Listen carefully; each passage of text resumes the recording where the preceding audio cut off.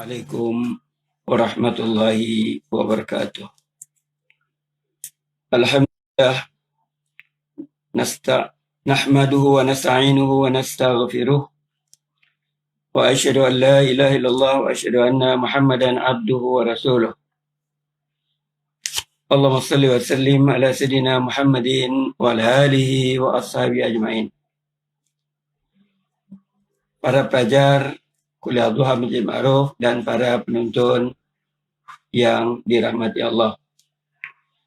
Sekali lagi kita memanjatkan syukur kerana diperkenankan Allah bertemu dalam ataupun di alam maya ini untuk menyambung perbincangan kita dalam usaha meningkatkan ketakwaan kepada Allah Subhanahu wa taala.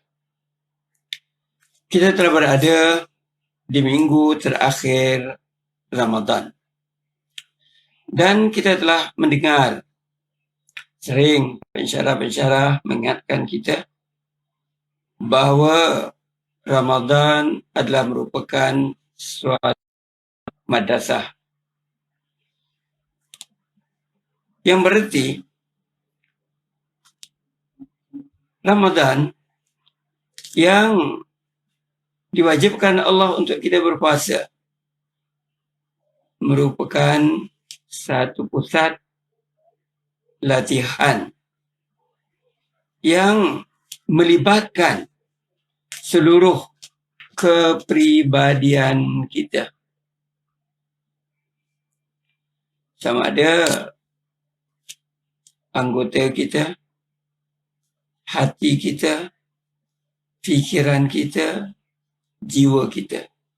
Artinya sebagai seorang manusia, dengan Ramadan yang Allah wajibkan kita berpuasa, bertujuan untuk meningkatkan nilai kita. Bukan saja nilai kita di sisi Allah, malah nilai kita sesama manusia. Kerana itu marilah kita bermuhasabah, menilai diri, dan setelah kita bermuhasabah, kita adakan suatu sikap yang mana kita merasakan kita sentiasa diawasi oleh Allah Subhanahu wa taala sesuai dengan rukun iman yang Allah itu Maha mengetahui apa juga yang kita lakukan dalam kehidupan. Tidak perlu orang mengingatkan kita baru kita ingat. Kerana kita ada satu sistem dalam diri kita yang mengingatkan kita, iaitu kita hendaklah sentiasa bermurakabah. Kita ada malaikat yang memerhatikan, raqib dan atid. Perkataan daripada perkataan raqib itulah timbulnya murakabah. Dan ada lebih baik kalau kita sendiri punya sikap bermurakabah, memerhatikan diri kita. Tapi sebagai manusia, kita sentiasa lemah. Kita perlu mengharapkan orang lain mengingatkan kita. Dan kalau orang lain mengingatkan kita, dan kita berterima kasih kepada mereka yang mengingatkan, alhamdulillah. Tapi kadang-kadang manusia ada sifat ego. Bila orang mengingatkan dia, dia akan mencari alasan-alasan yang mau menutupkan kelemahan atau kesilapannya, atau meletakkan kesalahan kepada orang lain, sehingga tidak melihat dirinya itu mempunyai kekurangan ataupun mempunyai kesilapan. Jadi mudah-mudahan di akhir-akhir Ramadan ini kita lebih sedar bahawa matlamat berpuasa yang nak dicapai dipermudahkan Allah Subhanahu wa Ta'ala. Kerana dari awal Ramadan kita mendengar ayat Al-Quran menerangkan tentang kewajipan berpuasa dan di mana matlamat berpuasa untuk meningkatkan ketakwaan. Tentulah kita tak dapat membuat pengakuan aku telah berjaya meningkatkan ketakwaan aku. Kita tak boleh untuk mengangkat diri kita. Kerana setiap hari kita mengucapkan Allahu Akbar, Allah itu yang maha agung, Allah itu yang maha besar. Kita ini kecil. Jadi bila seorang itu merasakan dirinya telah sampai ke peringkat takwa, seorang yang merasakan dirinya itu agak dah besar, di manakah pengakuan-pengakuan dia yang sentiasa mengucapkan Allahu Akbar? Kita tidak boleh sama sekali untuk menilai diri kita dan merasakan diri kita hebat. Kerana yang merasakan dirinya hebat adalah iblis. Waliyadu billah.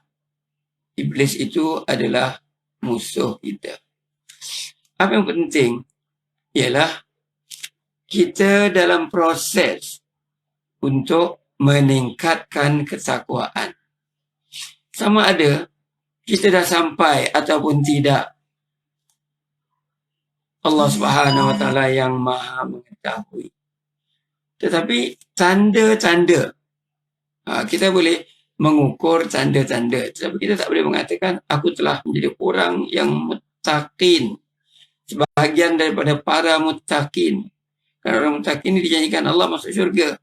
Jadi kalau dia mengatakan bahawa dirinya telah menjadi orang yang bertakwa, seolah-olah dia telah menempatkan dirinya di dalam syurga. Sedangkan seorang itu mendapat syurga Allah dengan rahmat Allah. Ini bukan seperti orang beli tiket wayang atau tiket untuk melihat satu show pertunjukan. Bila dia beli tiket, dia mesti akan dapat masuk kerana dia ada hak untuk masuk. Tetapi syurga Allah yang disiapkan kepada orang-orang yang muttaqin, orang yang bertakwa, dia hanya masuk dengan rahmat Allah. Kita tak boleh menjamin.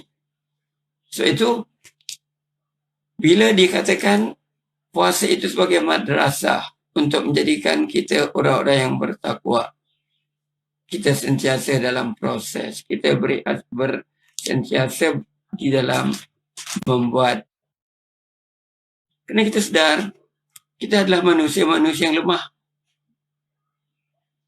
Kerana manusia yang lemah ini sering dipengaruhi oleh hawa nafsunya, dipengaruhi oleh persekitarannya, dipengaruhi oleh kepentingan peribadinya. Banyak yang menyebabkan manusia tergelincir daripada jalan menuju kepada ketakwaan. Walaupun kita akan menamatkan puasa, sekarang kita dah berada pada 27 Ramadan. Bila kita berada di 27 Ramadan, dan insyaAllah Ramadan ini 30 hari, lebih kurang 4 hari lagi kita akan menemui Syawal. Dan bila Ramadan telah berlalu, apakah kesan yang ditimbulkan, kesan yang ditinggalkan oleh Ramadan dalam kehidupan kita? Itu yang paling penting.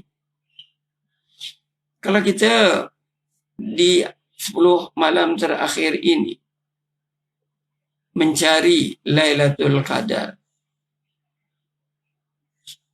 dan bila sebut Lailatul Qadar, kita fikirkan kalimat yang berbunyi Lailatul Qadri khairun min alfi syahrin. Satu malam Lailatul Qadar itu lebih baik daripada 1000 bulan.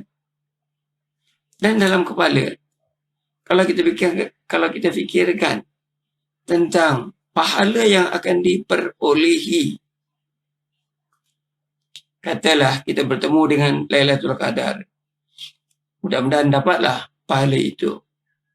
Tapi kita kena ingat bahawa selepas Ramadan, adakah kita telah membuat peningkatan? Itu yang saya ulangi. Adakah kita telah membuat peningkatan? Apakah kesan Ramadan, kesan puasa dalam pembentukan peribadi kita? Ini yang tidak menjadi suatu hal yang difikirkan oleh tiap anggota masyarakat. Jadi kalau Ramadan berlalu, kita balik asal. Balik asal bukan saja makan dan minum, tapi perangai tak berubah. Maka kita akan menjadi orang-orang yang rugi. Kerana kita diberikan Allah Subhanahu Wa Taala peluang untuk memperbaiki diri sepanjang Ramadan. Tetapi bila Ramadan berlalu, kita ditakuk yang lama juga. Sebab itulah sentiasa kita menilai diri kita. Sentiasa kita bermurakabah. Kalau dalam Ramadan ni kita bermurakabah. Kita jaga diri kita. Takkan melakukan sama ada dosa kecil, dosa besar. Malah hati dan fikiran kita, insyaAllah kita hanya nak dapatkan redha Allah. Tidak apa juga yang boleh menghalang mendapatkan keredaan Allah, kita tak akan lakukan. Alhamdulillah. Tapi setelah Ramadan, itu yang kadang-kadang kita dengar. Bila ada orang melakukan perkara yang tak baik, maksudnya, contoh mudahlah, seorang itu mengumpat dengan temannya. Temannya akan mengatakan, tak baik mengumpat dalam bulan Ramadan. Betul lah. Tapi adakah kata-kata itu menunjukkan selepas Ramadan boleh mengumpat? Selepas Ramadan mulut tak dapat dikawal? Selepas Ramadan apa juga yang dikatakan hanya memuaskan hati? Kalau ini yang berlaku, puasa yang diamalkan hanya lebih merupakan sebagai suatu adat. Bila masuk Ramadan berpuasa, adat. Dan tidak menjadi sebagai satu ibadat.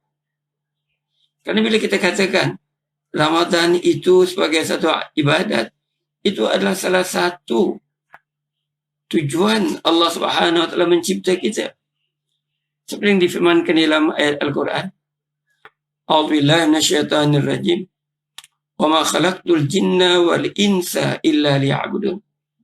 Dan tidak aku ciptakan jin serta manusia melainkan untuk mengabdikan diri kepadaku. Jadi pengabdian kepada Allah Subhanahu Wa Taala bukan pada waktu-waktu yang tertentu. Tidak ada dalam hidup kita yang kita katakan ini tidak termasuk dalam ibadat. Semua kehidupan kita adalah ibadah. Illa liya'budun. Allah tak ciptakan jin dan manusia melainkan untuk kita mengabdi diri kepada Allah. Artinya dalam seluruh kehidupan kita, kita jadikan sebagai satu ibadah. Nah, tujuan Allah mencipta kita untuk mengabdi kepadanya.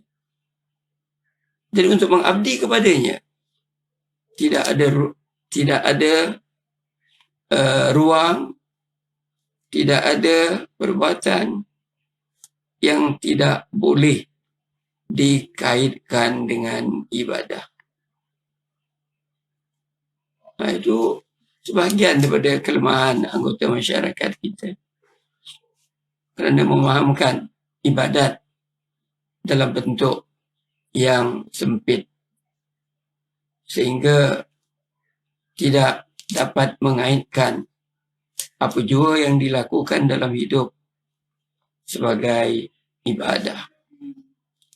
Contoh mudah, seorang suami yang memberikan nafkah kepada istrinya, itu adalah ibadah.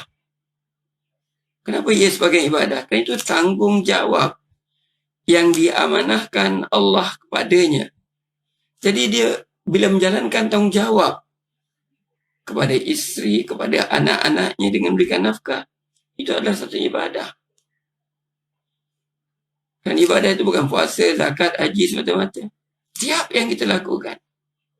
Demikian juga seorang isteri yang menguruskan rumah tangga, yang melayan suami, menguruskan anak-anak, itu juga adalah sebagai satu ibadah. Kerana sebagai seorang isteri, kewajipannya untuk memberikan layanan baik kepada suami. Suami juga demikian terhadap isteri. Dia bukan one way, dia mesti two way. Jalan dua hala. Kalau suami tidak isterinya melayan dia dengan baik, suami hendaklah terlebih dahulu melayani isterinya dengan baik. Demikian juga sebaliknya. Jika isteri hendak suaminya melayan dia dengan baik, maka isteri hendaklah melayani suaminya dengan baik. Jadi, itu yang Allah perintahkan di dalam Al-Quran kepada para suami. Wa'ashiruhunna bil ma'ruf. Pergaulilah isteri kau masing-masing dengan baik. Dan kerana dengan dia memberikan layanan yang baik, dan isteri akan menyambut dengan memberikan layanan yang baik. Dua hal. Demikian juga bila mendidik anak-anak. Kerana itu adalah amanah Allah Subhanahu Wa Taala. Di mana Rasulullah Sallallahu Alaihi Wasallam ingatkan kita bahawa anak itu dilahirkan seperti kain putih. Iaitu disebutkan hadis itu, kullu mauludin yuladu alal fitrah. Artinya tiap-tiap bayi dilahirkan dalam keadaan fitrah, dalam keadaan yang suci. Maka ibu bapanya lah yang mencorakkan. Jadi dalam mencorakkan anak-anak, itu adalah satu kewajipan. Bila melaksanakan kewajipan, itu adalah merupakan sebagai satu ibadah. Itu contoh. Banyak lagi contoh-contoh lain yang perbuatan kita ini semuanya adalah ibadah. Bila kita melaksanakan segala tanggungjawab, walaupun di sisi lahirnya itu perkara biasa. Orang yang bukan Islam pun, suami melayan isteri dengan baik, isteri melayan suami dengan baik, mendidik anak-anak, itu juga dilakukan oleh orang yang bukan Islam. Dan mereka lakukan, kerana itu adalah merupakan sama ada tanggungjawab terhadap family, tanggungjawab sosial dan sebagainya. Tapi bila kita lakukan sesuatu dan ia dianggap sebagai ibadah, bila kita lakukan, kita mencari keredaan Allah. Ini bezanya di antara kita dengan orang yang bukan Islam. Bila kita mencari keredaan Allah, kita akan lakukan sungguh-sungguh. Kita akan lakukan dengan ikhlas. Kita tidak akan mengungkit apa jua kebaikan-kebaikan yang pernah kita lakukan dalam hidup ini kepada orang lain, kepada anggota keluarga kita atau kepada anggota masyarakat. Ini adalah hasil daripada pemahaman kita bahawa tidak ada satu bidang dalam kehidupan kita yang tidak dinamakan ibadah. Kerana ibadah merangkumi segala aspek kehidupan. Itu kita bincangkan dalam rumah tangga. Demikian juga dalam masyarakat. Kerana itu Rasulullah Sallallahu Alaihi Wasallam ingatkan kita dalam sebuah hadisnya, khairun nas anfa'uhum linnas. Manusia yang terbaik adalah manusia yang banyak manfaatnya kepada manusia lain.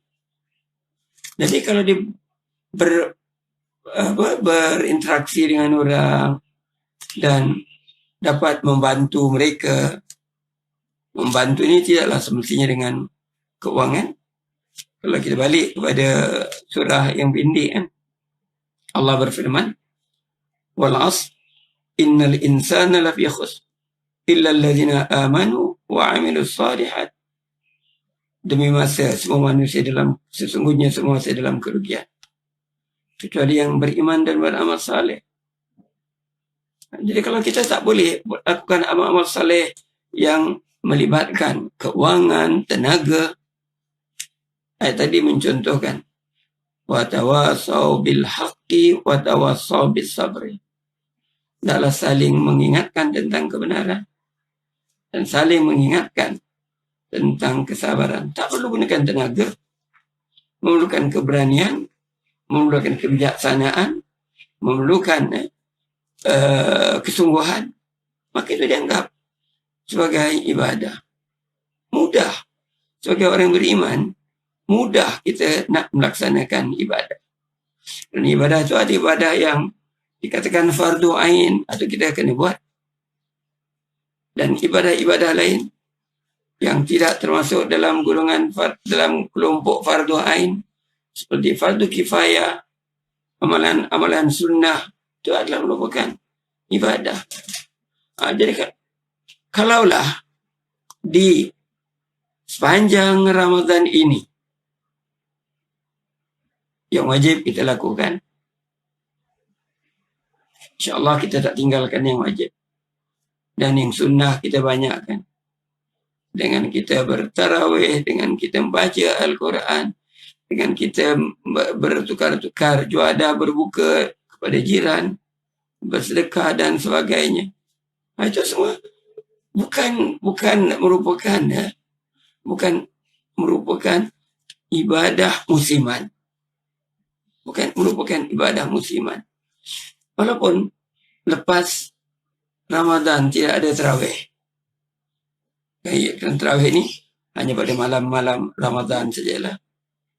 Tapi menghidupkan malam dengan bertahajud bila-bila masa ada. Menghidupkan malam dengan berwitir setiap malam ada. Kalau rajin untuk salat tasbih dan sebagainya. Kita janganlah menjadi manusia yang digelar oleh ulama-ulama sebagai manusia Ramadhani. Manusia Ramadhani, manusia yang rajin beribadah, rajin melakukan kebaikan, rajin juga meninggalkan kesalahan, artinya tak melakukan kesalahan, mengelakkan dosa sepanjang Ramadan, maka dia dikatakan manusia ataupun insan Ramadhani. Kalau itu dapat dilakukan dah bagus. Tapi bukan full stop di situ. Karena kalau masih ingat, kita membincangkan perkataan Rabb. Kita milik Allah. Segala apa yang ada pada kita adalah juga amanah yang diberikan oleh Allah kepadanya. Hari ini walaupun kita cakap Ramadan, itu yang ketiga daripada makna Rabb. Allah yang mengatur dan kita hendaklah mengikut peraturan Allah. Ini sebahagianlah mukadimah. Jadi dengan kita dapat meneruskan kebiasaan-kebiasaan dalam Ramadan di bulan-bulan selanjutnya hingga menemui Ramadan yang akan datang, insya-Allah kita berusaha menjadikan diri kita manusia Rabbani. Jauh beza. Manusia Ramadhani, dia beribadat, melakukan kebaikan, banyak yang diusahakan. Dalam bulan Ramadan, lepas Ramadan habis, tutup buku. Cuma buat apa-apa yang menjadi rukun sahaja. watak, akhlak, cara bergaul, dah balik asal. Tapi kalau semangat yang ada di dalam Ramadan dapat diteruskan, maka insya-Allah kita akan berubah menjadi insan Rabbani.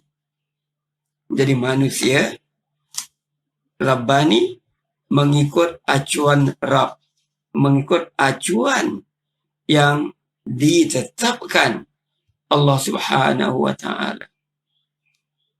Suatu kita tidak boleh berpuas hati dengan ilmu yang ada pada kita. Ilmu yang ada pada kita ini perlu kita tambah. Itu Rasulullah ingatkan ya. Talabul ilmi faridatun ala kulli muslimin. Untuk ilmu itu adalah satu kefarduan bagi seorang muslim. Tapi malangnya sebagian, mudah-mudahanlah sebagian kecil daripada kita, mereka terlupa agaknya. Mereka hanya belajar agama sehingga umur mereka belasan tahun, lepas tu sibuk untuk meningkatkan kemahiran dan sebagainya. Cukup setakat itu. Dan bila berumah tangga tidak juga diusahakan untuk menambah ilmu. Sayang. Kerana di Singapura ini peluang untuk menambah ilmu itu banyak. Jadi keadaan ini kalau kita bandingkannya dengan pakaian. Waktu kecil kita pakai size S. Bila badan dah besar, kita pakai pakaian size M. Kalau S tu kalau Englishnya small lah. Tapi kita kata sedanglah dengan tubuh badan kita kan. Bila besar sikit M. M tu medium. Muat-muat lah. Taklah macam sarung nangka kan ketat. Kadang bila badan besar lagi, size L, large. Dah longgar lah. Takkanlah makin tua nak pakai yang ketat-ketat kan. Yang longgar. Ataupun kalau size lebih besar lagi, XXL atau 3XL, itu dalam size fizikal kita, pakaian kita sesuaikan dengan jasad kita. Ilmu pun demikian juga.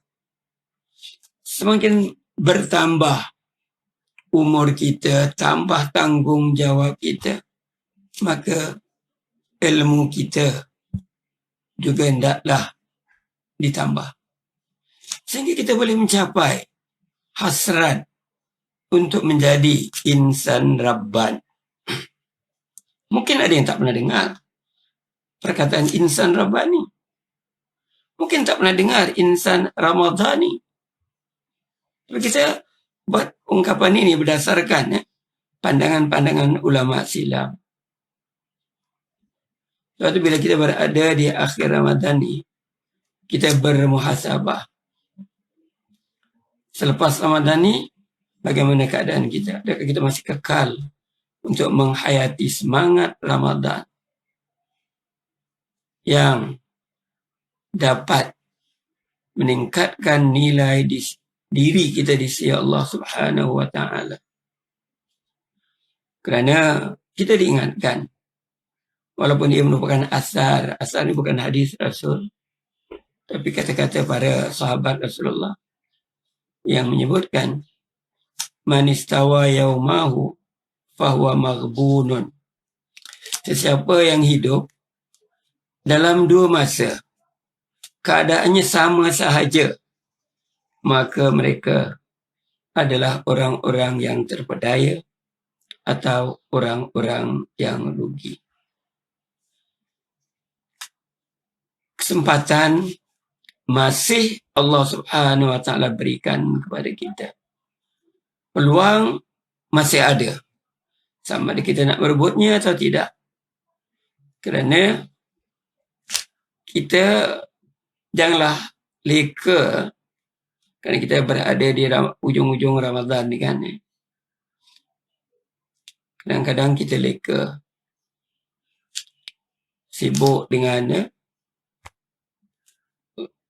menukar langsir ke, sibuk dengan buat kuih ke, sampai terlupa untuk memanfaatkan hujung-hujung Ramadan ini. Kerana kita tidak dapat melihat mana yang penting, mana yang lebih penting. Janganlah ingat hari raya sehingga kita lupa apa yang sepatutnya kita lakukan. Kerana Ramadan bukanlah semata-mata untuk kita menyambut hari raya. Seperti kalau kita waktu kanak-kanak dulu, dan sekarang pun ada juga orang tua yang nak menggalakkan anak-anak mereka berpuasa, mereka akan mengatakan kalau tak berpuasa tak boleh berhari raya. Jadi maksudnya syarat untuk hari raya itu mesti puasa. Bila masuk ke dalam fikiran anak-anak sehingga mereka besar, itu yang menjadi tertanam dalam fikirannya untuk mencapai ketakwaan, untuk mencari keredaan Allah, untuk meningkatkan nilai diri di sisi Allah. Itu kurang diberikan penumpuan oleh sebahagian dari kita. So itulah bila Allah Subhanahu wa taala mengingatkan kita, takwa itu amat penting. Inna akramakum indallahi atqakum. Sungguhnya yang paling mulia di kalangan kamu pada sisi Allah adalah mereka yang bertakwa. Kita tidaklah salah kalau kita fikirkan untuk mendapat pahala sebagai 1000 bulan. Taklah salah, itu ada dalam surah Al-Qadr. Tak salah. Tapi matlamat kita bukan itu semata-mata. Bukan nak mengejar pahala yang sebesar bukit, sebesar gunung.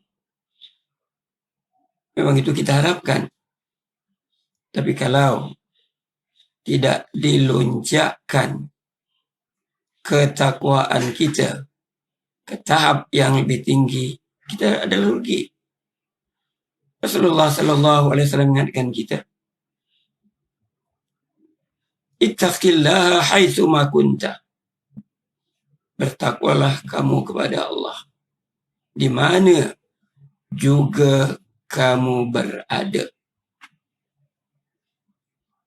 Dan di bulan Ramadan ni banyak dekat